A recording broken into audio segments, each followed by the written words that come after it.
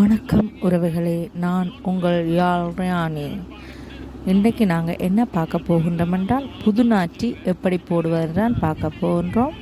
இந்த டீ நீங்கள் பின்னேரத்துலேயோ சரி மழை காலத்துலேயோ குடிக்க அந்த மாதிரி இருக்கும். அது தடிமை நேரம் குடிச்சிங்கன்னா இன்னும் சூப்பராக இருக்கும்.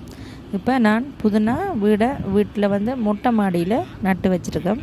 இதே நீங்கள் சொந்த வீடாக இருந்ததுன்னா நிலத்தில் நட்டு வச்சிங்கன்னா நல்ல நிறைய பிறந்து விரியும். இது நான் சும்மா மண் சட்டியில் வச்சுருக்கேன், அதனால் கொஞ்சமாக முளைச்சிருக்குது. இப்போ அதில் கொஞ்சம் புதினாவை எடுத்துக்கொள்வோம். அதை நல்லா அலசி கழுவி போட்டு அதோட 2 துண்டு இஞ்சி, அதோட 2-3 ஏலக்காய், நீங்கள் 3 ஏலக்காய் போடுறனாலும் போடும். இந்த 3ஐயும் நன்றாக இடித்து கொள்ளுங்கள். இடிக்கும்போது உங்களுக்கு தேவையான கேரம் அளவு மிளகு சேர்த்துக்கொள்ளுங்க. மிளகு சேர்த்து போட்டு நல்லா இடியுங்க.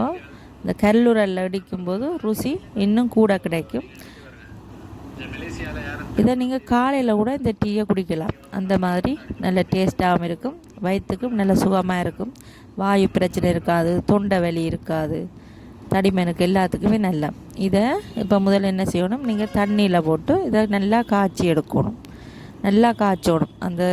இந்த கேரம் இதில் ஊறணும். அந்த தண்ணியில்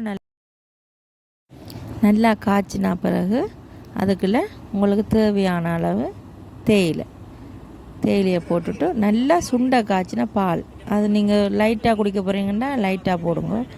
இல்லை நல்லா திக்காக குடிக்கிற ஆக்கலைன்னா நல்லா திக்காக பாலை போடுங்க. ஆனால் ஓரளவாக குடித்தா தான் டேஸ்ட்டு உங்களுக்கு நல்லா இருக்கும்.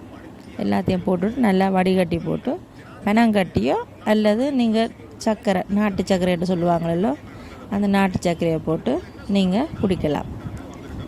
இந்த டீயை எப்படி இருக்குது டேஸ்ட்டுன்னு சொல்லி நீங்கள் கமெண்டில் நீங்கள் போட்டு குடித்து பார்த்துட்டு எனக்கு கமெண்டில்